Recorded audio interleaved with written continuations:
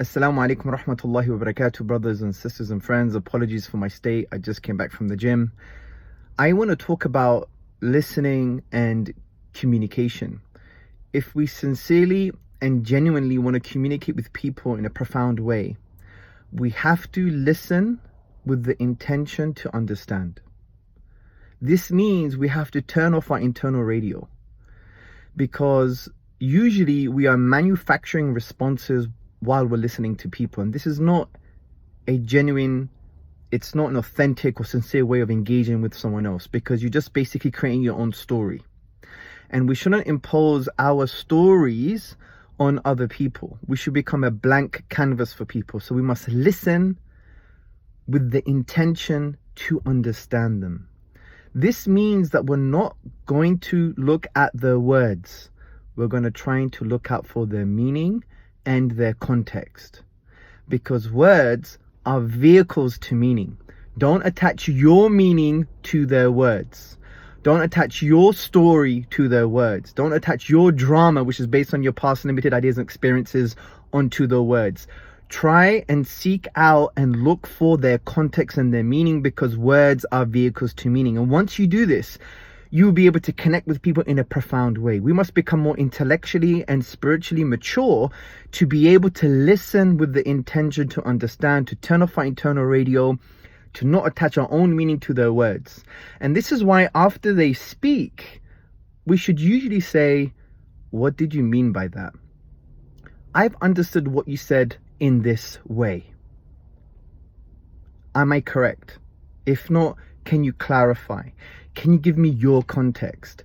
This is a very powerful way of engaging with other people. And in this way, you are sincerely true to yourself and you're true to them, because you should want to sincerely engage with them. If not, then what are you doing? You're just having a monologue, not a real dialogue. Even though there is another person there, you're really engaging with your own ego, right? It's like you're just speaking at your own self, right? A projection of your own ego. And this is something that is not in line with the prophetic way, the prophetic sunnah of the Prophet sallallahu alaihi wasallam, because we know a fundamental principle in the Islamic tradition is ihsan, which means excellence, that we are people of excellence, sincere excellence, people of goodness. And the excellent way of communicating with people is to become a blank canvas, to engage with them, to listen out for their meaning, to listen out for their context, not just their words, because words are vehicles to meaning. And once you do this, everything changes in your engagement with other human beings. Another thing I want to talk about is powerfully creating the best human being in your conversation, in your communication. What do I mean by this? When you're communicating with other people, you need to look out for their potential, because human beings are almost an infinite number of possibilities, okay? And we know from the Islamic tradition, every human being is born with innate goodness, because we have this concept of the fitrah. The fitrah means the innate disposition. Every human being has this fitrah, and in this fitrah, there are forms of primary knowledge or proto knowledge. You could call this, innate knowledge, right? And this includes that Allah, that God is a reality, He's worthy of praise or worship, extensive praise and worship, and we have an understanding of a basic level of objective goodness. This is the human being, but the human being's fitrah, the human being's innate disposition, gets corrupted or locked or clouded.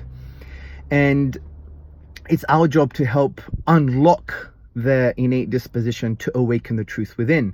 One way of doing that in your communication is communicating powerfully by looking out for their potential. So what does this mean? It means that when you're speaking to someone, even if they don't like you, even if they disagree with you, right? Even if you consider them a so-called enemy, when you're communicating with them, you should look out for the best human being. You should listen out for the most wise human being. You must listen out for the most sincere human being. You must listen out for the great human being.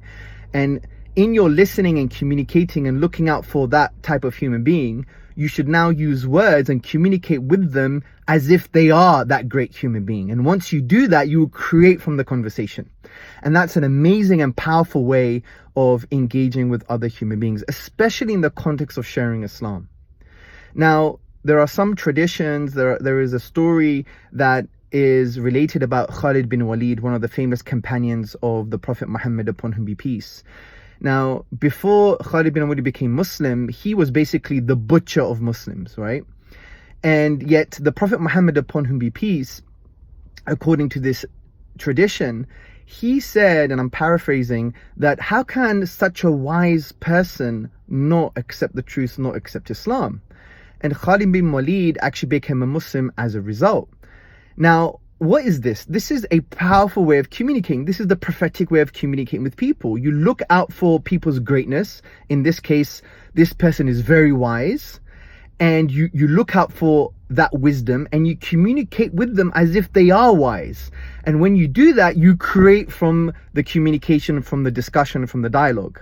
And this is a powerful way of communicating with other human beings. So when you're interacting with other human beings, look out for their greatness, look out for their excellence, look out for that they are the most ethical human being, that the most righteous human being, that the most truthful human being, that they are the most amazing human being, and use words and communicate with them as if they are that. And once you do that, you create that person through your communication and your discussion, your dialogue and your interaction, and everything changes. And this is the way that we must be. And in the context of sharing Islam, this is how you respond to things. This is how you should respond to things in the best way. Right? We must respond by that which is better, as the Quran says, which means responding with what is more virtuous and what is more beautiful. For example, in chapter 41, verses 33 and 34, God says, Allah says in the Quran, and who is better in speech than the one who calls to Allah, calls to God, does righteousness and says, I am indeed one of those who submit. And the following verse says, good and evil are not the same, repel but that which is better, and between two people there was hatred, it would turn to intimate friendship. Now this is very powerful because the Arabic use of the word repel is not followed by a direct object. So it could also mean repel anything by that which is better. And what does by that which is better mean? According to the ulama, according to the scholars, by that which is better means respond by that which is more beautiful and that which is more virtuous. So when we speak to people, we must be people of virtue and beauty. And isn't it the most beautiful and virtuous way to listen with the intention to understand, to become a blank canvas for people, to look out for people's meaning and not just for their words? Isn't the most beautiful and virtuous thing to do by powerfully creating from your communication, by looking out for the best human being and communicating with them in a way that as if they are that amazing human being? Isn't that the most virtuous and beautiful thing to do? Of course it is, and it's a prophetic way. So just be people of beauty and be people of virtue. Assalamu alaikum wa rahmatullahi wa barakatuhu.